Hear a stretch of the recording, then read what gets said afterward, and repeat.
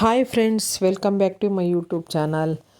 ಇವತ್ತು ಆರೋಗ್ಯಕರವಾದ ನುಗ್ಗೆ ಸೊಪ್ಪಿಂದ ಬಸ್ಸಾರು ಮಾಡ್ತಾಯಿದ್ದೀನಿ. ಮುದ್ದೆ ಜೊತೆಗೆ ಮಾಡ್ತಾ ಇರೋದು. ನೋಡಿ ಹೇಗೆ ಮಾಡೋದು ಅಂತ ತೋರಿಸ್ತೀನಿ ಬನ್ನಿ. ಮೊದಲು ಕುಕ್ಕರ್ನ ಇಟ್ಕೊತಾ ಇದ್ದೀನಿ. 2 ಗ್ಲಾಸ್ ನೀರು ಸೇರಿಸ್ಕೊತಾ ಇದ್ದೀನಿ. ನೋಡಿ ಕುಕ್ಕರ್ಗೆ ಇವತ್ತು 3 ವಿಧವಾದ ಬೇಳೆಕಾಳನ್ನ ಹಾಕಿ ನಾನು ಬಸ್ಸಾರು ಮಾಡ್ತಾ ಇರೋದು. ತುಂಬ ಆರೋಗ್ಯಕರ ಮತ್ತು ತುಂಬ ರುಚಿಯಾಗೂ ಇರುತ್ತೆ ಇದು ಸೊಪ್ಪು. ನೋಡಿ ಮೊದಲು ನುಗ್ಗೆ ಸೊಪ್ಪನ್ನ ಸೇರಿಸ್ಕೊತಾ ಇದ್ದೀನಿ ಇಲ್ಲಿ ನಾನು. ಈಗ ನೋಡಿ ಅಲಸಂದೆ ಕಾಳು, ಹೆಸರು ಕಾಳು ಮತ್ತು ತೊಗರಿಬೇಳೆ ಎಲ್ಲ ಸಮ ಪ್ರಮಾಣದಲ್ಲಿ ತೊಗೊಂಡಿದ್ದೀನಿ. ವಾಶ್ ಮಾಡಿ ಈಗ ಕುಕ್ಕರ್ಗೆ ಸೇರಿಸ್ಕೊತಾ ಇದ್ದೀನಿ. ನೋಡಿ ನೀವು ಬೇಳೆಯಲ್ಲಿ ಮಾತ್ರನೇ ಮಾಡ್ಬೋದು, ಹಿಂಗೂ ಎಲ್ಲ ಸೇರಿಸಿ ಮಾಡ್ಬೋದು. ತುಂಬ ರುಚಿಯಾಗಿರುತ್ತೆ ಇದು. ಮತ್ತು ಒಂದು ಟೊಮೊಟೊ ಹಾಕ್ಕೊತಾ ಇದ್ದೀನಿ ನಾಟಿದು. ಮತ್ತು ರುಚಿಗೆ ತಕ್ಕಷ್ಟು ಉಪ್ಪು ಹಾಕ್ಕೊಂಡು ಲಿಡ್ನ ಕ್ಲೋಸ್ ಮಾಡ್ತಾಯಿದ್ದೀನಿ. ನೋಡಿ 2 ವಿಸಿಲ್ ಹಾಕ್ಸ್ಕೊತಾ ಇದ್ದೀನಿ. ಹಂಗೆ ಬೇಯಿಸಿದ್ರೆ ಚೆನ್ನಾಗಿರುತ್ತೆ. ಟೈಮ್ ಇಲ್ಲದೆ ಇದ್ದಾಗ ಈ ಥರ ಕೂಡ ಮಾಡ್ಕೋಬೋದು. ಈಗ ಇನ್ನೊಂದು ಕಡೆ ಬಾಣಲಿಯಲ್ಲಿ ಒಣಮೆಣ್ಸಿನ್ಕಾಯಿ ಹುರ್ಕೊತಾ ಇದ್ದೀನಿ. ನೀವು ಹಸಿಮೆಣ್ಸಿನ್ಕಾಯಿ ಬೇಕಂದ್ರೂ ಸೇರಿಸ್ಕೊಳ್ಳಿ. ಒಂದು 5 ಒಣಮೆಣ್ಸಿನ್ಕಾಯಿ ಹುರ್ಕೊತಾ ಇದ್ದೀನಿ ಖಾರಕ್ಕೆ. ನೋಡಿ ನುಗ್ಗೆ ಸೊಪ್ಪಿಂದ ತುಂಬ ಬೆನಿಫಿಟ್ಸ್ ಇದೆ. ಸಿಕ್ಕಿದ್ರೆ ಮಾತ್ರ ಮಾಡ್ಕೊಂಡು ತಿನ್ನಿ. ಡೈಲಿ ತಿಂದರೆ ಇನ್ನೂ ಒಳ್ಳೆಯದು. ನೋಡಿ ಈಗ ಇನ್ನೊಂದು ಬಾಣಲಿಯಲ್ಲಿ ಎಣ್ಣೆ ಸೇರಿಸ್ಕೊತಾ ಇದ್ದೀನಿ. ರುಬ್ಕೊಳ್ಳೋದಕ್ಕೆಲ್ಲ ಹುರ್ಕೋಬೇಕು. ಒಂದು ಗೆಡ್ಡೆ ಬೆಳ್ಳುಳ್ಳಿ ತಗೊಂಡಿದ್ದೀನಿ ನೋಡಿ. ಮತ್ತು ಒಂದು ದೊಡ್ಡ ಗಾತ್ರದ್ದು ಈರುಳ್ಳಿ ಹಾಕ್ತಾಯಿದ್ದೀನಿ.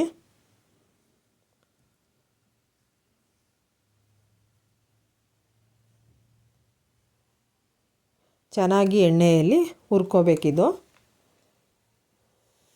ಸ್ವಲ್ಪ ಮೆಣಸು ಹಾಕ್ತಾಯಿದ್ದೀನಿ.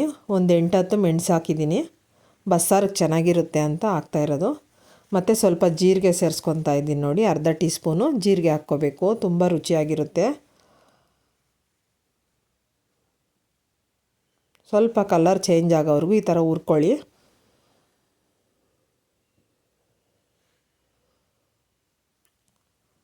ನೋಡಿ ಈಗ ಕುಕ್ಕರ್ದು ವಿಸಿಲ್ ಹೋಗಿದೆ. ಬೆಂದಿದೆಯಲ್ವ ಈಗ ಚೆಕ್ ಮಾಡ್ಕೊಳ್ಳೋಣ. ನೋಡಿ ಎಲ್ಲ ಬೆಂದಿದೆ. ಬೇಳೆ ಕಾಳು ಎಲ್ಲ ಬೆಂದಿದೆ ನೋಡಿ. ಈಗ ಟೊಮೊಟೊ ಸೈಡ್ಗೆ ಇಟ್ಕೊತಾ ಇದ್ದೀನಿ. ಅದರಲ್ಲಿ ಬೇಯಿಸ್ಕೊಂಡಿದ್ದೀನಲ್ಲ ಅದಕ್ಕೆ ಸೈಡ್ಗೆ ಇಟ್ಕೊಂಡಿದ್ದೀನಿ ನೋಡಿ. ಈಗ ಖಾರಕ್ಕೆ ಏನೇನು ಬೇಕು ಅಂತ ನೋಡೋಣ. ಹುರ್ಕೊಂಡಿರೋ ಅಂಥ ಬೆಳ್ಳುಳ್ಳಿ ಮತ್ತು ಈರುಳ್ಳಿ, ಒಣಮೆಣ್ಸಿನ್ಕಾಯಿ ಇವೆಲ್ಲ ಹಾಕ್ಕೊಂಡು ಸ್ವಲ್ಪ ಕಾಯಿ ತುರಿ ಸೇರಿಸ್ಕೋಬೇಕು. ಇಲ್ಲಿ ಸ್ವಲ್ಪ ಹುಣಸೆಹಣ್ಣು ನೆನೆಸಿಟ್ಕೊಂಡಿದ್ದೀನಿ. ನಾಟಿ ಟೊಮೊಟೊ ಹಾಕಿರೋದ್ರಿಂದ ಹುಣಸೆಹಣ್ಣು ಸ್ವಲ್ಪ ಕಡಿಮೆ ಹಾಕ್ತಾಯಿದ್ದೀನಿ. ನೋಡಿ ಅದೇ ಜಾರ್ಗೆ ಟೊಮೊಟೊ ಬೇಯಿಸಿರೋ ಅಂಥದ್ದು ಮತ್ತು ಬೇಯಿಸ್ಕೊಂಡಿರೋಂತಹ ಕಾಳು ಸೊಪ್ಪು ಎರಡೂ ಹಾಕಬೇಕು. ಈಗ ಸೈಡಿಗೆ ಬಸ್ಕೊಂಡಿದ್ದೀನಿ ನೀರು. ಆರಿದ್ಮೇಲೆ ಈ ಥರ ಹಿಂಡ್ಕೋಬೇಕು ನೋಡಿ. ಹಿಂಡ್ಕೊಂಡ್ರೆ ಟೇಸ್ಟ್ ಚೆನ್ನಾಗಿರುತ್ತೆ. ಒಗ್ಗರಣೆ ಹಾಕಿದಾಗ ತುಂಬ ಚೆನ್ನಾಗಿರುತ್ತೆ. ನೀರನ್ನ ಸೈಡಿಗೆ ತೆಗೆದು ಸೊಪ್ಪನ್ನ ಸೈಡ್ ಮಾಡಿದ್ದೀನಿ ನೋಡಿ. 2 ಕೈಯಲ್ಲೂ ಹಿಂಡ್ಕೋಬೇಕು ಚೆನ್ನಾಗಿ ನೀರು ಬಿಡೋ ಥರ. ನಾನು ಒಂದು ಕೈಯಲ್ಲಿ ಮೊಬೈಲ್ ಇಟ್ಕೊಂಡಿದ್ದೀನಿ, ಆದ್ದರಿಂದ ಒಂದೇ ಕೈಯಲ್ಲೇ ಹಿಂಡ್ತಾಯಿದ್ದೀನಿ ನೋಡಿ. ಹೈ BP ಇರೋರು ಮತ್ತು ಶುಗರ್ ಇರೋರಿಗೆ ತುಂಬ ಕಂಟ್ರೋಲ್ ಮಾಡುತ್ತಂತೆ ಇದನ್ನು ಡೈಲಿ ಸೇವನೆ ಮಾಡೋದ್ರಿಂದ. ಮತ್ತು ಕೊಲೆಸ್ಟ್ರಾಲ್ನ ಕಡಿಮೆ ಮಾಡುತ್ತೆ. ದೇಹದ ತೂಕ ಕೂಡ ಕಡಿಮೆ ಮಾಡುತ್ತೆ. ನೋಡಿ ಅಷ್ಟು ಬೆನಿಫಿಟ್ಸ್ ಇದೆ. ಈಗ ಒಗ್ಗರಣೆಗೆ ಒಂದು ಬಾಣಲಿಯಲ್ಲಿ ಎಣ್ಣೆನ ಹಾಕಿ ಸಾಸಿವೆ ಹಾಕಿದ್ದೀನಿ. ಸಾಸಿವೆ ಚಿಟಪಟ ಅಂತ ಇದೆ. ಈಗ ಈರುಳ್ಳಿನ ಸೇರಿಸ್ಕೊತಾ ಇದ್ದೀನಿ ನೋಡಿ. ಈರುಳ್ಳಿ, ಕರಿಬೇವು ಹಾಕ್ಕೋಬೇಕು. ಒಣಮೆಣ್ಸಿನ್ಕಾಯಿ ಹಾಕ್ಕೊಳ್ಳಿ. ನಾನು ಮಕ್ಕಳು ತಿನ್ನೋದ್ರಿಂದ ಹಾಕಿಲ್ಲ ಇಲ್ಲಿ. ಇದರಲ್ಲಿ ರೋಗ ನಿರೋಧಕ ಶಕ್ತಿ ಜಾಸ್ತಿ ಇರೋದ್ರಿಂದ, ಇದನ್ನು ವಿಟಮಿನ್ C ಇರೋದ್ರಿಂದ ಕ್ಯಾಲ್ಶಿಯಮ್ಮು ಮತ್ತು ಕಬ್ಬಿಣಾಂಶ ಎಲ್ಲ ಜಾಸ್ತಿ ಇದೆ. ಆದ್ದರಿಂದ ಇದನ್ನು ಹೆಚ್ಚಾಗಿ ಬಳಸಬೇಕು. ನಮಗೆ ಏನು ಕಾಯಿಲೆಗಳು ಬರದೆ ತಡೆಯುತ್ತಂತೆ ಅದು ಯಾವಾಗಲೂ ಬಳಸೋದ್ರಿಂದ. ನೋಡಿ ಈಗ ಅದೇ ಬಸ್ಸಾರು ನೀರಿಗೆ ಮಸಾಲೆ ರುಬ್ಕೊಂಡಿರೋಂಥ ಮಸಾಲೆನ ಕಲಿಸ್ಕೊತಾ ಇದ್ದೀನಿ. ಹುಣಸೆಹಣ್ಣನ್ನ ಕಿವುಚಿ ಹಾಕ್ಕೊಂಡಿದ್ದೀನಿ.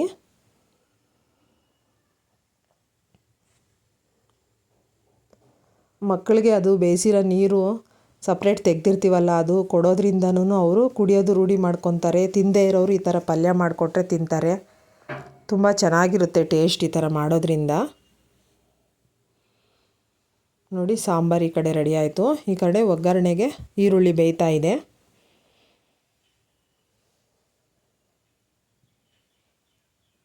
ನೋಡಿ ಅದೇ ಒಗ್ಗರಣೆನ ಸ್ವಲ್ಪ ತೆಗೆದು ಸಾರಿಗೆ ಹಾಕ್ಕೊತಾ ಇದ್ದೀನಿ ನಾನು. ಮತ್ತೆ ಯಾಕೆ ಒಗ್ಗರಣೆ ಮಾಡೋದು ಅಂತ, ಟೈಮ್ ಇಲ್ಲದೆ ಇದ್ದಾಗ ಹಿಂಗೂ ಮಾಡ್ಬೋದು ನೋಡಿ. ಮತ್ತು ಈಗ ಹಿಂಡ್ಕೊಂಡಿರೋ ಅಂತಹ ಸೊಪ್ಪನ್ನ ಸೇರಿಸ್ಕೊತಾ ಇದ್ದೀನಿ ನೋಡಿ.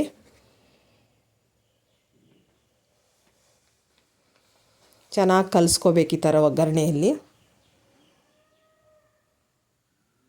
ಈಗ ಕಾಯಿ ತುರಿ ಹಾಕ್ಕೊತಾ ಇದ್ದೀನಿ, ಹಸಿ ಕಾಯಿ ತುರಿ ಹಾಕಿ ಚೆನ್ನಾಗಿ ಕಲಿಸ್ಕೋಬೇಕು ನೋಡಿ.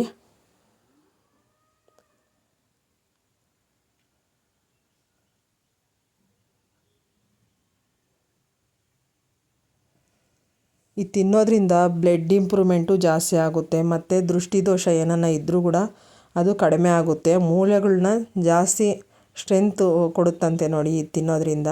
ಅದಕ್ಕೆ ಸಿಕ್ಕಿದ್ರೆ ಡೈಲಿ ಮಾಡ್ಕೊಂಡು ತಿನ್ನೋದು, ಮಕ್ಕಳಿಗೆ ರೂಢಿ ಮಾಡೋದು ತುಂಬ ಒಳ್ಳೆಯದಿದು